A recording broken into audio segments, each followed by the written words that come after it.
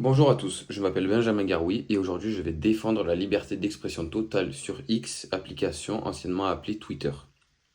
Premièrement, la liberté d'expression est un des principaux piliers fondamentaux inscrits dans les démocraties.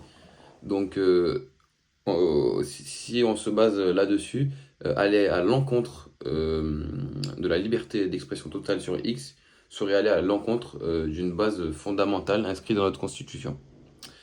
Donc, premièrement, pourquoi je suis pour la liberté d'expression totale sur X? Cela va permettre de participer à beaucoup de débats sur plusieurs sujets, que ce soit le sport, l'économie ou encore la politique qui est très tabou en France. Et en fait, cela va permettre d'apporter nos idées, d'échanger sur les idées de chacun tout en les respectant ou pas. Pour certains qui ne les respectent pas, on peut aussi faire le choix de filtrer certains avis et donc de ne pas en tenir compte. Mais cela justement va permettre d'apporter au débat une certaine richesse surtout de l'expérience de chacun.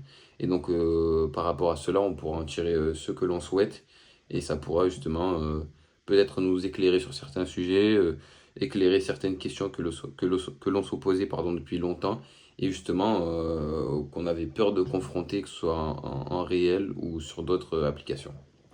Deuxièmement, le point majeur, ça serait plutôt l'information. En ayant une application où l'on peut tout dire et tout exposer, on reste quand même informé de toute actualité. Donc, surtout sur une nouvelle génération qui ne regarde plus forcément la télé, qui ne regarde plus forcément les infos, en allant sur X et en scrollant, donc en balayant l'application pour regarder ce que l'on aime, on tombe aussi justement dans les tendances sur les sujets d'actualité qu'on n'aurait peut-être pas forcément vu si on n'était pas allé sur cette application.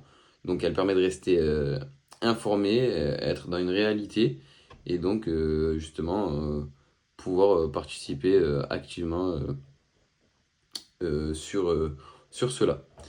Il y a un point qui m'est également fondamental, selon moi, ça serait la censure. On sait que dans notre démocratie, et en France surtout, pour ma part, les politiques utilisent beaucoup la censure en fait. Et à la télé, on voit ce que l'on voit et en fait, ils disent un peu ce qu'ils veulent. Forcément pour attirer des voix et toucher leur parti. Ils peuvent utiliser la censure et donc parler de que ce qu'ils veulent sans parler des points négatifs. Et encore une fois, la liberté totale d'expression sur X permet justement de ne mettre aucun filtre et de prendre le sujet dans l'ensemble en exposant avantages et inconvénients. Et encore une fois, c'est comment dire, à l'auditeur, si je peux appeler ça comme ça, de filtrer en fait les informations qu'il voit.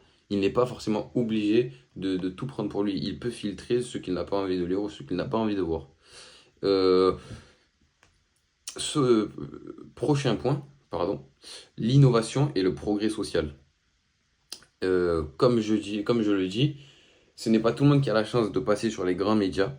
Et donc, il y a des mouvements qui ont été lancés et qui ont émergé grâce à la liberté d'expression en ligne. Par exemple, le Printemps arabe et le mouvement MeToo ont tiré parti des plateformes ouvertes, justement, pas Twitter, il me semble que c'est Facebook, pour faire entendre leur voix. Donc restreindre pardon, l'expression sur X pourrait freiner de telles innovations et progrès social, et cela serait vraiment dommage en fait d'aller à l'encontre de cela. Il y a une certaine éducation par rapport à cela. Donc on sait que c'est une application où il faut être majeur pour se lancer dessus. Mais en fait, on peut aussi apprendre sur une multitude de sujets. On peut suivre des pages. Il n'y a pas que la liberté d'expression totale de façon négative. Il y a aussi la liberté d'expression totale. Et le mot liberté est fort en fait parce qu'on est libre d'exposer ce que l'on veut. Donc on peut justement apprendre de cela.